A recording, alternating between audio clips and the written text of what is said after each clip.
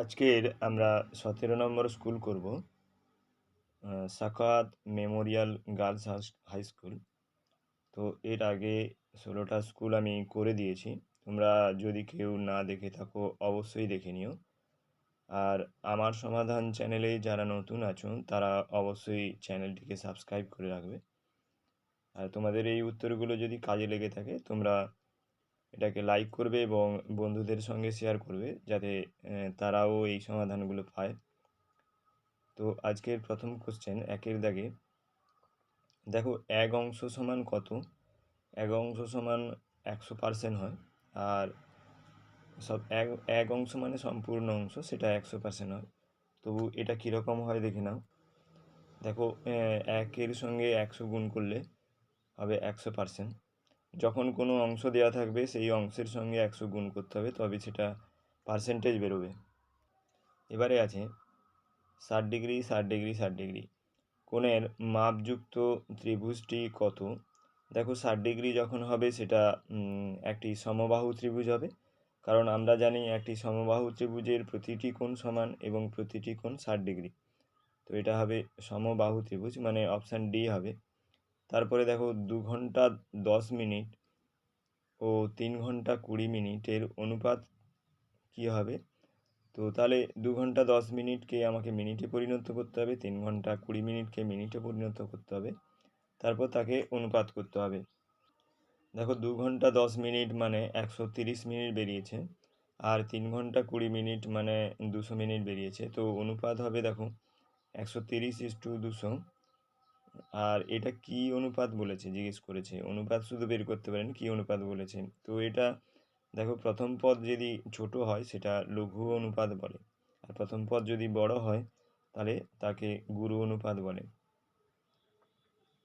তারপরে দেখো, -9 সঙ্গে কত যোগ করলে -20 হবে?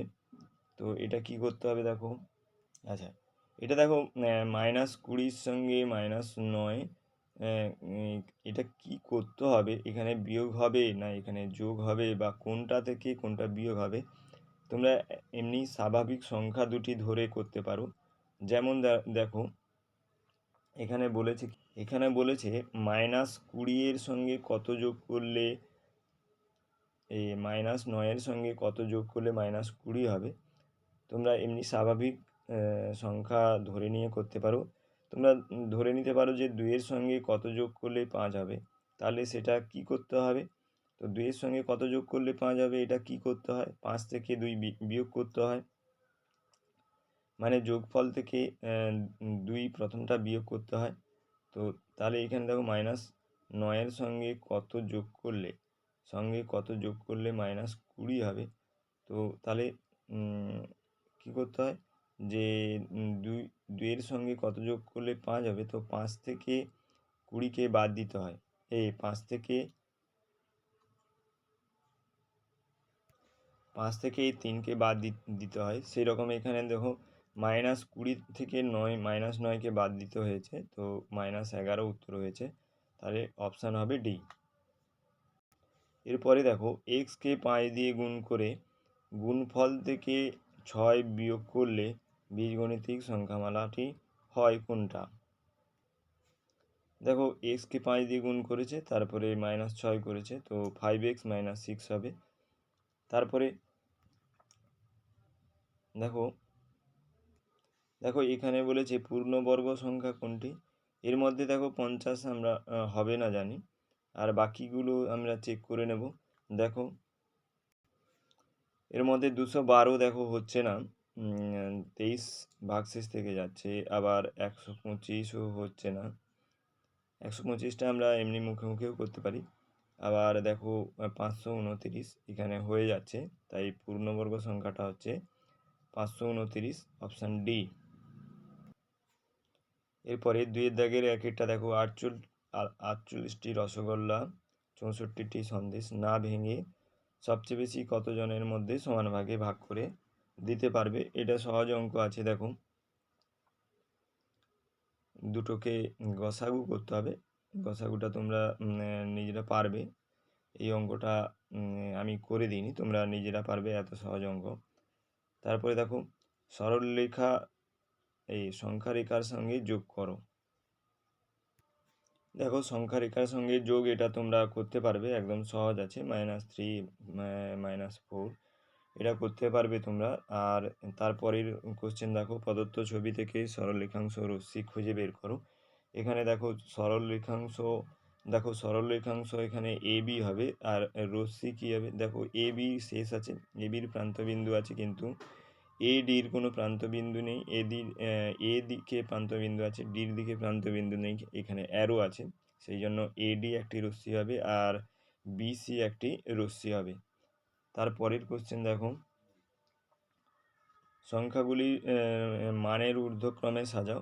মানের ঊর্ধ্বক্রমে একটা পৌনঃপুনিক আছে, একটা 2-এর 25 আছে, 16-র 75 আছে।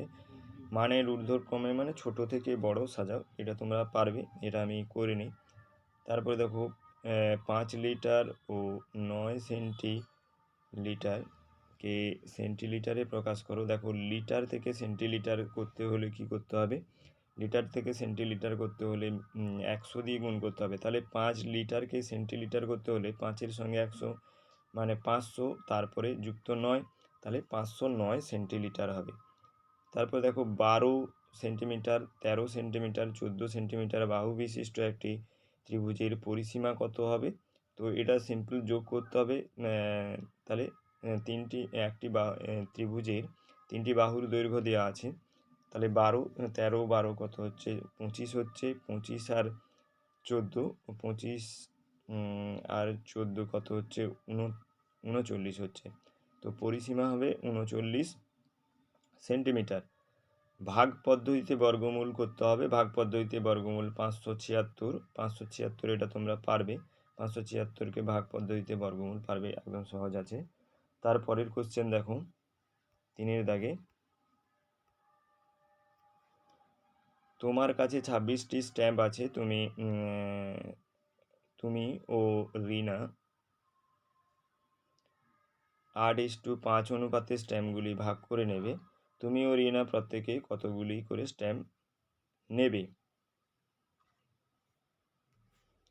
দেখো মোট স্ট্যাম্পের সংখ্যা 26টি, তো তুমি পাবে 26 গুণিতক 8, মানে তোমার যে রেশিওটা বাই বাই দুটো রেশিওকে যোগ করতে হবে, মানে 8:5 আছে, তো 8 যুক্ত 5 হবে, এটা এইভাবে বের করতে হবে। আর রিনা পাবে, দেখো রিনার রেশিওটা 5 দেওয়া আছে, আর দুজনের রেশিও যোগ করতে হবে, তো তুমি পাবে 16টি এবং রিনা পাবে 10টি। এরপরে লেখা আছে যোগ করে শূন্যস্থান পূরণ করো। 10 বছর 11 মাস 18 দিন আছে, 7 বছর 5 মাস 20 দিন, 13 বছর 8 মাস 12 দিন, এই তিনটেকে যোগ করতে হবে।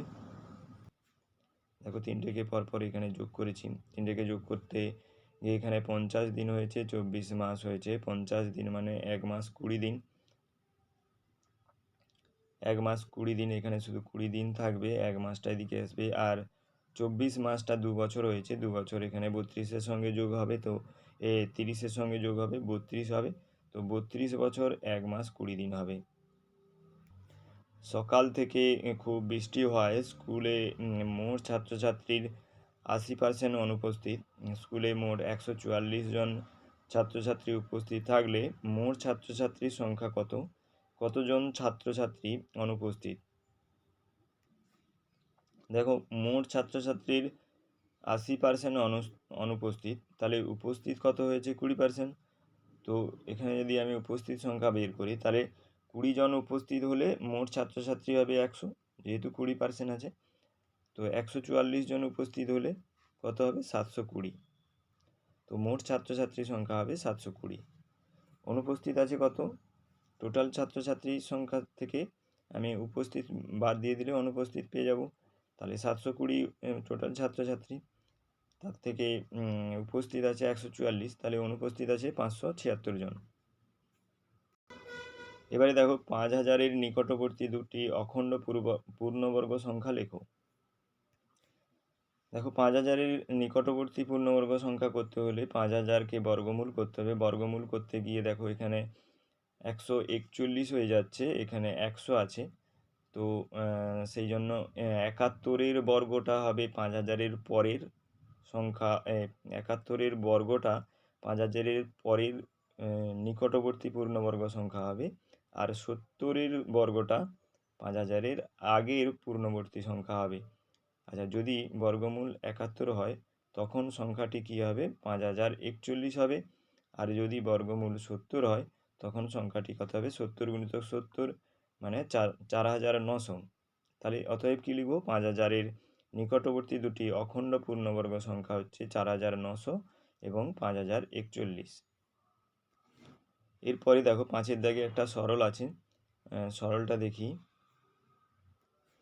এই সরলটা তোমরা আগেও করেছো, এটা এমন কোনো কঠিন নেই। এখানে রেখা বন্ধনী আছে, রেখা বন্ধনীর কাজ আগে হবে, শুধু বন্ধনীগুলোকে তোমরা ভালো করে দেখলেই এই অঙ্কটা সুন্দরভাবে হয়ে যাবে।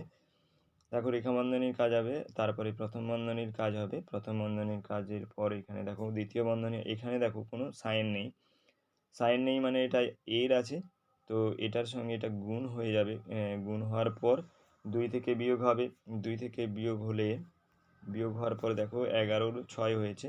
আর এরপরে এখানে যদি ভাগ আছে, ভাগটা থাকার জন্য এটা 6-এর 11 উল্টে যাবে, এটা 6-এর 11 হবে। তারপরে যেটা বেরোবে সেটা 1 থেকে বিয়োগ হবে, মানে 8-এর 11 উত্তর হবে। এরপরে আছে দেখো 7 দিয়ে বিভাজ্য এমন ক্ষুদ্রতম সংখ্যা নির্ণয় করো যাকে 8, 12, 16 দিয়ে ভাগ করলে প্রতি ক্ষেত্রে 3 ভাগশেষ থাকবে। দেখো, এটা করতে হলে 8, 12, 16কে লসাগু করতে হবে, 48 বেরিয়েছে।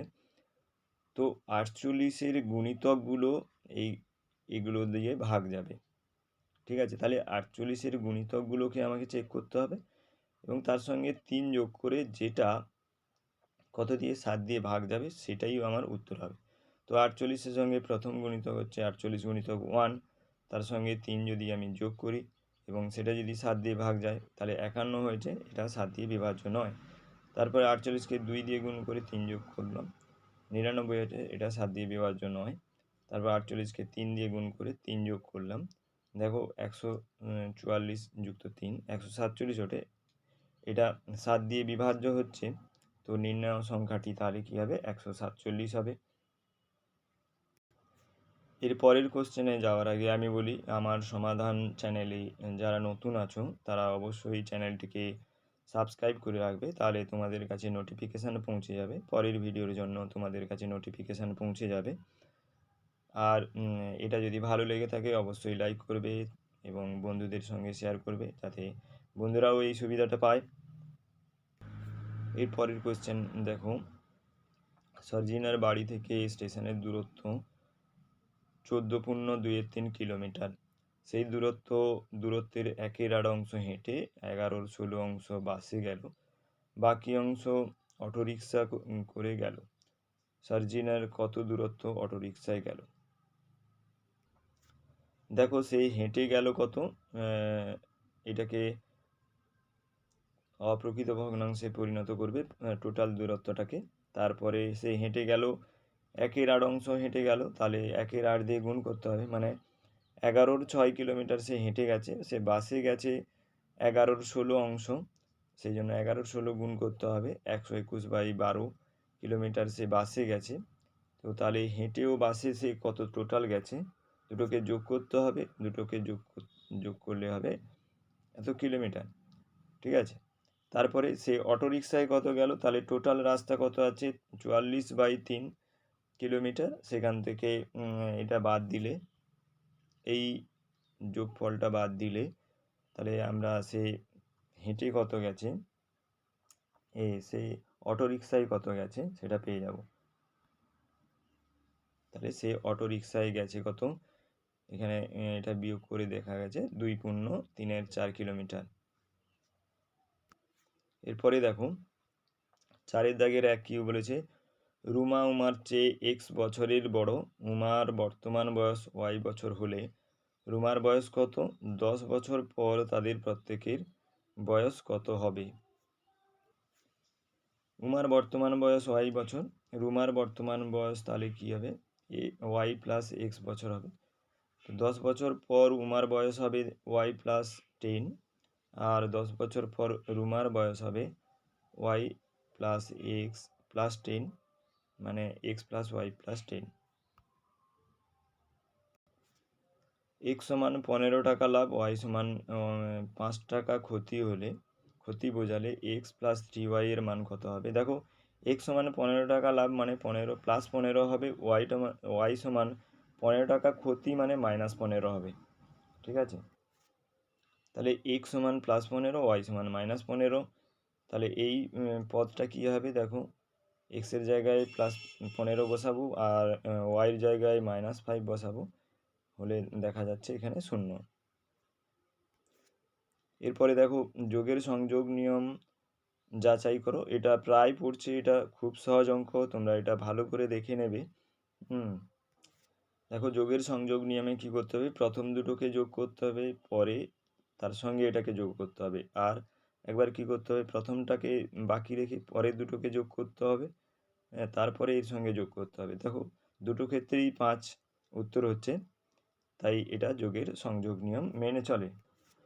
4 দাগে দেখো, আজ সকালে তোমার বাবা এক্স প্যাকেট বিস্কুট কিনে এনেছে, কিন্তু তোমার দাদা ওয়াই প্যাকেট বিস্কুট কিনে এনেছে। প্রতি প্যাকেটে 10টি করে বিস্কুট আছে, তাহলে মোট কতগুলি বিস্কুট কেনা হয়েছে? তোমার বাবা এক্স প্যাকেট বিস্কুট কিনেছে, তোমার দাদা ওয়াই প্যাকেট বিস্কুট কিনেছে, দুজনে মোট কত প্যাকেট কিনেছে? X plus Y packet biscuit কিনেছে।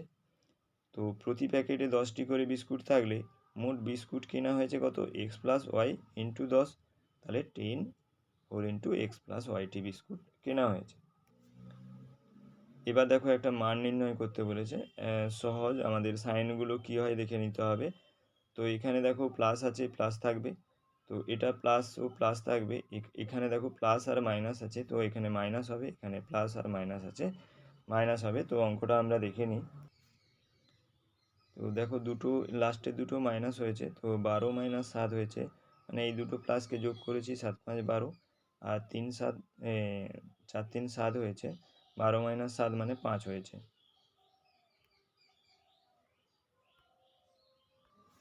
আজকের এই পর্যন্ত থাকলো, তোমরা পরের দিন বাকি অংশটা করব। আর আমার সমাধান চ্যানেলে যারা নতুন আছো তারা অবশ্যই চ্যানেলটিকে সাবস্ক্রাইব করে রাখবে, তাহলে পরের দিন যখন আমি ভিডিও দেব তোমাদের কাছে নোটিফিকেশান পৌঁছে যাবে।